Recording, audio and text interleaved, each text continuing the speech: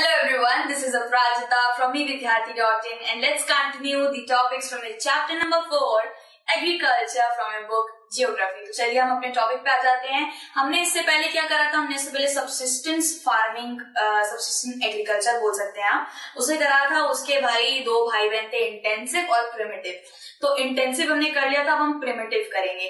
Primitive के भी भाई दो भाई बहन है, ठीक है। वो कौन कौन है? प्रिमिटिव के दो भाई बहन है, शिफ्टिंग कल्टीवेशन एंड आ जाता है नोमैडिक हर्डिंग आ जाता है, ठीक है। तो सबसे पहले हम कर लेते हैं शिफ्टिंग कल्टीवेशन, ठीक है। शिफ्टिंग कल्टीवेशन बेसिकली हमने पहले भी बहुत एक दो चैप्टर में डिस्कस कर चुके हैं। बहुत ज्यादा कॉमन चीज है।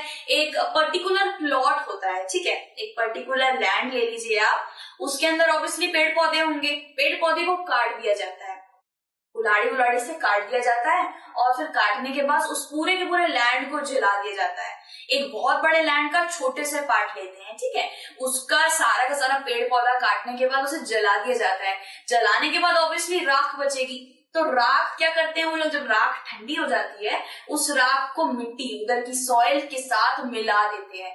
सो वो जो राख होती है बहुत उपजाऊ होती है, फर्टिलिटी बहुत बढ़ा देती है। एंड उसके बाद वो लोग ऐसे करके दाने छिड़क देते हैं, सीड्स छिड़क देते हैं, जो भी क्रॉप उन्हें उगाना है। उसके बाद वो क्रॉप उग जाता है। जब तक वो क्रॉप उग रहा होता है तब तक वो दूसरे लैंड में शिफ्ट हो जाते हैं, एंड दूसरे लैंड के साथ भी वो ऐसे ही करते हैं, ठीक है। वो क्रॉप हार्वेस्ट कर लेते हैं वहां से, तो वो लैंड बंजर पड़ जाता है। फिर उसके बाद वहां वेजिटेशन होने लग जाती है, और फिर उस वेजिटेशन को वापस काट के फिर से वही सारा प्रोसेस होता है। एक एक particular land, patch of land में ये सब करते रहते हैं, ठीक है।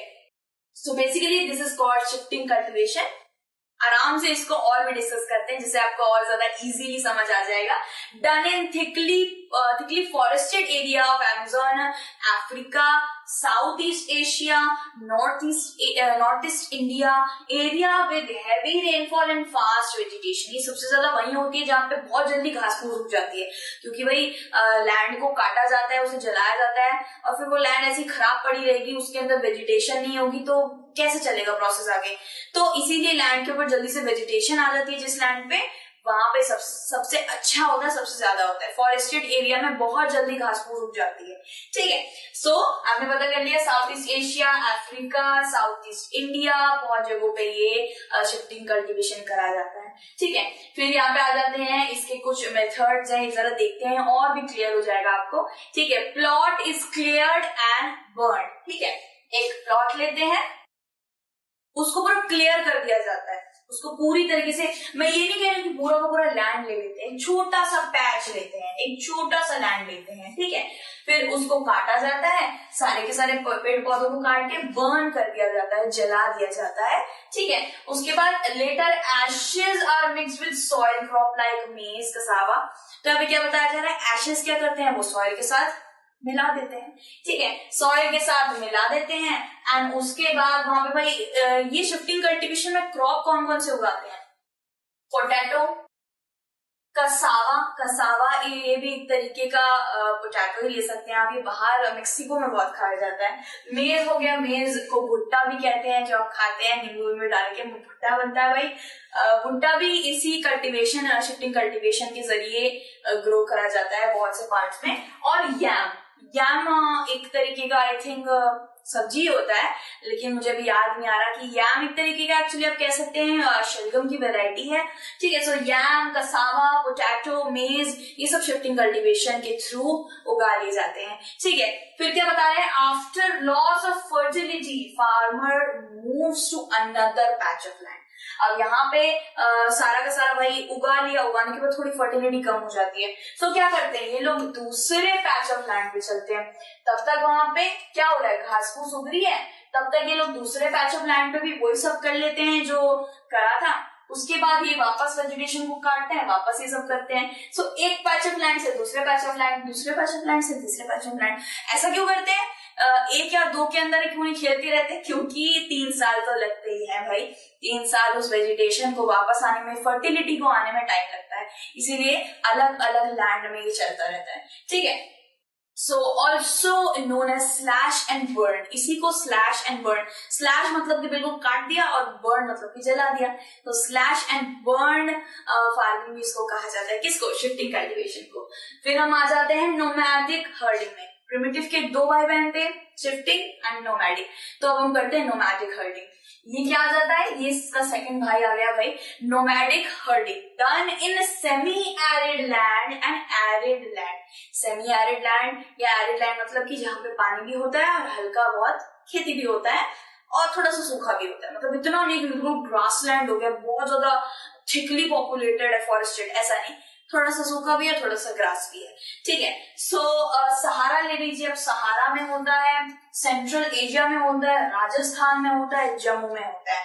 ऐसा बिल्कुल भी नहीं है कि रियरिंग जो हर्डिंग होती है, जानवरों को जो चराया जाता है वो बहुत ज्यादा ग्रासी जगह पे चढ़ाया जा सकता है, पर्वतीय इलाकों में भी जाते हैं, हिली टोपोग्राफी में भी जाते हैं और बहुत ज्यादा ग्रासलैंड में भी जाते हैं, अलग अलग जगह पे होता है, ठीक है। कैमल को आपने देखा होगा सहारा में कैसे रह लेता है, तो हर एनिमल के हिसाब से अलग अलग जगह में होता है, ठीक है। और herdsmen moves from place to place with animals like yak, camel, sheep for fodder and water।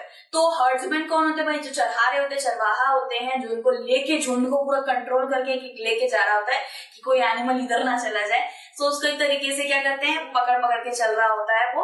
और फॉर फॉडर एंड वाटर, जब वो चढ़ा रहे होते हैं अपने एनिमल्स को, तब वो थोड़ी लकड़ियां भी इकट्ठा कर लेते हैं, साथ ही साथ थोड़ा पानी भी इकट्ठा कर लेते हैं, ठीक है भाई। घर वापस खाली हाथ नहीं आते हैं। फिर क्या होता है, they provide milk, wool, hides etcetera for their family, ठीक है। तो यहाँ पे क्या बताया गया है, कौन देते हैं ये सारी चीजें, ऑब्वियसली ये जो जानवर है, ये जो प्यारे प्यारे जानवर है, बफेलो हो गए, या कैमल, शीप, ये जितने भी जानवर हो गए, बेसिकली इन्हीं की हर्डिंग होती है। तो क्या क्या चीजें देते हैं, ये मिल्क देते हैं, वूल देते हैं, हाइड्स को क्या कहते हैं, हाइड्स जो जानवरों की जो चमड़ी निकाली जाती है उसी को हाइड्स भी कहते हैं, ठीक है। सो ये फैमिली के लिए होता है, बेसिकली नोमैडिक हर्डिंग फैमिली के लिए भी होता है, वो अपने फैमिली को ही दूध पिला देते हैं, अंडे वंडे मिल जाते हैं, एक्चुअली हेन्स नहीं होते हैं उसमें, सॉरी, मिल्क आ जाता है और मीट वीट मतलब फैमिली को दे देते हैं। बाकी बहुत से ऐसे हर्डर होते हैं जो उसे बेचते भी हैं आगे जाके,